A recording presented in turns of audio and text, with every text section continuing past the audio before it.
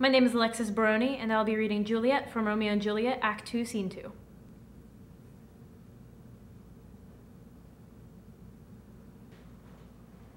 O Romeo, Romeo, wherefore art thou Romeo?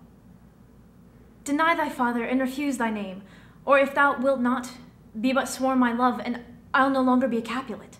Shall I hear more? Shall I speak of this? 'Tis but thy name that is my enemy. Thou art thyself, though not a Montague. What's Montague? It is nor hand, nor foot, nor arm, nor face, nor any other part belonging to a man. Oh, be some other name. What's in a name? That which we call a rose would, by any other name, would smell as sweet. So Romeo would, were he not Romeo called. Retain that dear perfection which he owes without that title. Romeo, doff thy name, and for that name which is no part of thee, take all myself. I take thee at thy word. Call me but love, and I'll be new baptized. Henceforth I'll never be Romeo. What man art thou that thus be screened in night, so stumblest upon my counsel? By a name I know not how to tell thee who I am. My name, dear saint, is hateful to myself because it's an enemy to thee. Had I written it, I would tear the word. My ears have not yet drunk 100 words of that tongue's utterance, yet I know the sound. Art thou not Romeo? And a Montague? Neither, fair saint, if either thee dislike. How camest thou hither? Tell me, and wherefore?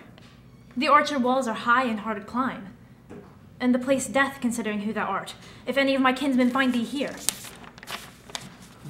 Love's light wings did I approach these walls. For stony limits cannot hold love out, and what love can do that dares love attempt, therefore thy kinsmen are no let to me. If they do see thee, they will murder thee. Alack, there lies more peril in thine eye than 20 of their swords. Look thou but sweet, and I am proof against their envy. I would not for the world they saw thee here. I have night's cloak to hide me from their sight. And but thou love me, let them find me here. My life were better ended by their hate than death prolonged wanting thy love. By whose direction foundest thou out this place? By love, who first did it prompt me to inquire. He lent me counsel, and I lent him eyes. I am no pilot, yet wert thou as far as this vast as shore washed with the farthest sea, I would venture for such merchandise. Thou knowest the mask of night is on my face, else would a maiden blush bepaint my cheek. For that which thou hast heard me speak tonight, fain would I dwell on form, fain deny what I spoke, but farewell compliment. Dost thou love me? I know that wilt, say I, and I will take thy word. Yet if thou swearest, thou mayst prove false. At lovers' perjuries, then say Jove laughs. O gentle Romeo, if thou dost love, pronounce it faithfully. Or if thou thinkest I am too quickly won, I'll frown and be perverse, and say thee nay, so thou wilt woo, but else not for the world. In truth, fair Montague, I am too fond, and therefore thou mayest think my behavior light, but trust me, gentlemen, I'll prove more true than those that have more cunning to be strange. I should have been more strange, I must confess. But that thou overheardst ere I was ware, my true love's passion. Therefore pardon me, and not impute this yielding to light love, which the dark night hath so discovered.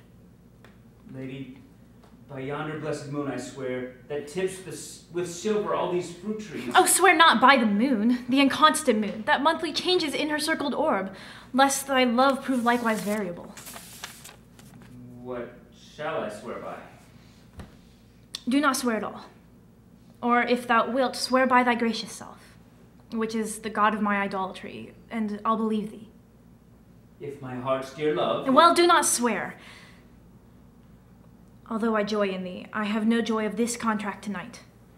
It is too rash, too unadvised, too sudden, too like the lightning, which doth cease to be ere one can say it lightens. Sweet. Good night.